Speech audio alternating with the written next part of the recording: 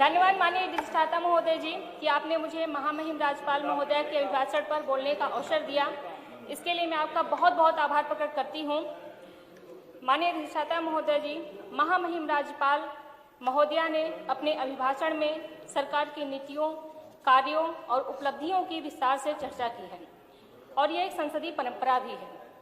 लेकिन मान्यवर, वास्तव में यदि देखा जाए तो यह अभिभाषण और जमीन की हकीकत बिल्कुल अलग है।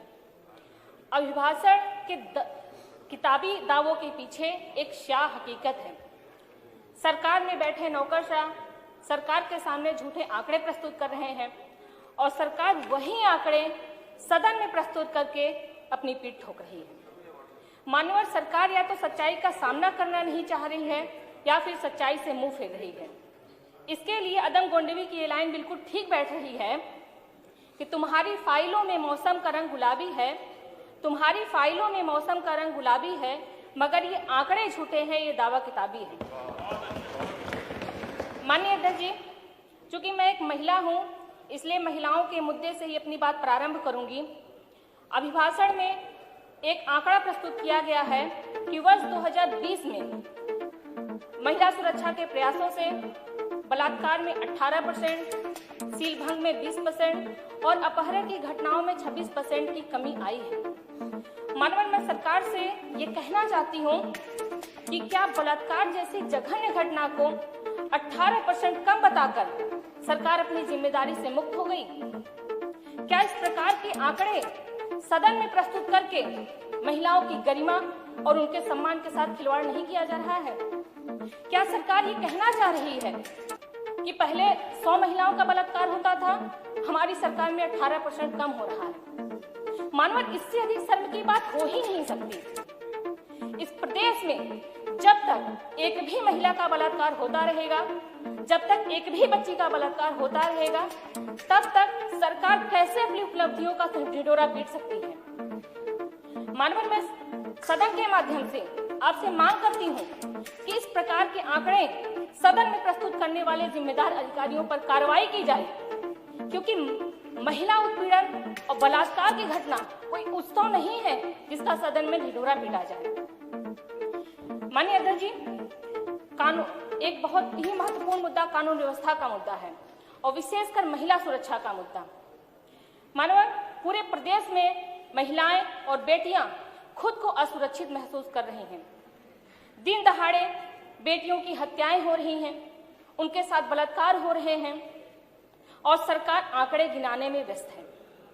मानव, हाथरस में एक दलित समाज की बेटी की हत्या कर दी गई, पूरा प्रदेश आक्रोशित हुआ और सरकार के जिम्मेदार अधिकारी घटना के अपराधियों को बचाने में लगे रहे। मानवर, ये किसी एक जिले की घटना नहीं है, बल्कि पूरे प्रदेश में यही हो रहा है और सरकारी तंत्र आंख पर पट्टी बांधकर बैठा हुआ है। मानवर, बल्कि उल्टे पीड़ितों को ही धमकाया जा रहा है जिससे सरकार की छवि खराब ना हो। मानवर, सरकार यदि नौकरशाही का चश्मा उतार कर देखे तो वास्तविकता उन्हें समझ में आएगी कि पूरा प्रदेश अपराध और महिला अपराध की आग में जल रहा है। मानवर, अभिभाषण में महिलाओं से संबंधित एक दूसरा बिंदु प्रस्तुत किया गया है कि पुलिस बल में 20% महिला कर्मियों की भर्ती की गई है। मानव, मैं बताना चाहती हूं कि पूरे प्रदेश में के थानों में महिला हेल्प डेस्क बनाया गया है। मानवर, लेकिन जिसमें महिलाओं से जुड़े फरियादियों की सुनवाई होती है, लेकिन प्रदेश के किसी भी थानों में महिला कर्मियों और महिला फरियादियों से जुड़े हुए बुनियादी सुविधाएं जो होती हैं, जैसे महिला शौचालय तक की व्यवस्था नहीं है।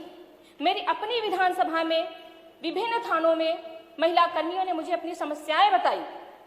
माननीय, मैं सदन के माध्यम से सरकार से अपेक्षा करती हूं कि शीघ्र इस समस्या का समाधान किया जाए, जिससे महिलाओं की गरिमा और उनके सम्मान की सुरक्षा हो सके। मानवर, मैं किसानों के बारे में कहना चाहूंगी कि इस प्रदेश का किसान इस प्रदेश की अर्थव्यवस्था की रीढ़ है, लेकिन वास्तव में देखा जाए तो इस प्रदेश में सबसे अधिक पीड़ित, बेहाल और बदहाल किसान ही हैं। गन्ने की खेती इस प्रदेश में चीनी उद्योग का आधार है। लेकिन इधर लगातार 3 सालों में सरकार ने गन्ने के न्यूनतम समर्थन मूल्य में एक भी रुपए की बढ़ोतरी नहीं की, जबकि ये सभी जानते हैं कि इधर 3 वर्षों में यूरिया और फर्टिलाइजर के दाम बढ़े हैं, डीजल के दाम तो आसमान छू रहे हैं, उसके बाद भी गन्ने के न्यूनतम समर्थन मूल्य में कोई बढ़ोतरी नहीं की गई। मानव वास्तव में सरकार किसानों की है ही नहीं, यह सरकार पूंजीपतियों की है, बड़े बड़े चीनी मिल मालिकों की है, उद्योगपतियों की है, और यह सरकार उन्हीं के लिए काम कर रही है।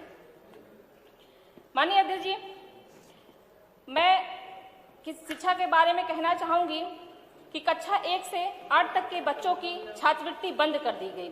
संक्षेप करें। दसमोत्तर छात्रवृत्ति योजना में पिछड़ी जाति के लगभग 50% छात्रों को छात्रवृत्ति और फीस का पैसा नहीं मिला है। अनुसूचित जाति और जनजाति के छात्रों की निःशुल्क प्रवेश की व्यवस्था भी मानव समाप्त कर दी गई है। बालिका शिक्षा मदद योजना, बालिका आशीर्वाद योजना, पढ़े बेटियां बढ़े बेटियां, कन्या विद्याधन योजनाएं जैसी कितने ही योजनाएं राजनीतिक कारणों से बंद कर दी गई। मानवर, मैं आपको बताना चाहती हूं कि आज ग्रामीण क्षेत्र में उच्च शिक्षा में बालिकाओं का नामांकन दर लगभग 50% तक कम हो गया है। विशेषकर मानवर SC, ST और OBC की बच्चियां पढ़ नहीं पा रही हैं, क्योंकि न तो उनको छात्रवृत्ति मिल रही है और न ही उनको फीस का पैसा मिल रहा है। मानव सरकार की बेटी बचाओ और बेटी पढ़ाओ का नारा झूठा साबित हो रहा है, क्योंकि न तो बेटियां बच पा रही हैं और न ही पढ़ पा रही हैं। समाप्त करें सुषमा जी। मानव, मैं बस 5 मिनट में समाप्त करूंगी। 5 मिनट तो मानव 1 मिनट। मानव, मैं युवाओं के रोजगार के मुद्दे पर अपनी बात रखना चाहती हूँ। मानव, सरकार, आप देख रहे हैं कि आंकड़े गिनाने में व्यस्त है और वास्तव में इस देश का, इस प्रदेश का युवा बेरोजगार है और निराश है। उच्च शिक्षा प्राप्त कर PhD, MBA डिग्रीधारी व्यक्ति भी चतुर्थ श्रेणी की नौकरी की लाइन में खड़ा हुआ है, फिर भी उसे नौकरी नहीं मिल रही है। आयोग की भर्तियां कई वर्षों तक लंबित पड़ी हुई हैं। लोक सेवा आयोग ने तो नए नए नियम बनाकर पिछड़ी जाति और अनुसूचित जाति के छात्रों को रोक दे रही है। मानव, अभी हाल ही में खंड शिक्षा अधिकारी के अंतिम परिणाम जारी हुआ था, जिसमें अभी हमारे माननीय विधायक जी बोल रहे थे, जिसमें OBC के 27% की जगह मात्र 15% छात्र ही चयनित होकर आए हैं, जबकि मानव बहुत सारे छात्र सामान्य श्रेणी में भी चयनित हुआ करते थे। अभी मानव पिछले साल ही कोरोना की आड़ में खंड विकास अधिकारी की भर्ती लोक सेवा आयोग से न कराकर सीधे संविदा के आधार पर कराने का विज्ञापन जारी कर दिया गया, जिससे भ्रष्टाचार कर अधिकारी मनमानी ढंग से अपनी भर्तियां कर सके। मानव, इस मामले को मैंने माननीय प्रधानमंत्री जी और राष्ट्रीय पिछड़ा वर्ग आयोग को पत्र लिखकर उसके संज्ञान में लाया था। माननीय, अंत में मैं यही कहना चाहूंगी कि ये युवाओं के साथ अन्याय हो रहा है और सरकार आंकड़े गिनाने में व्यस्त है। पांडे जी। मानव, मैं अंत में यही कहना चाहूंगी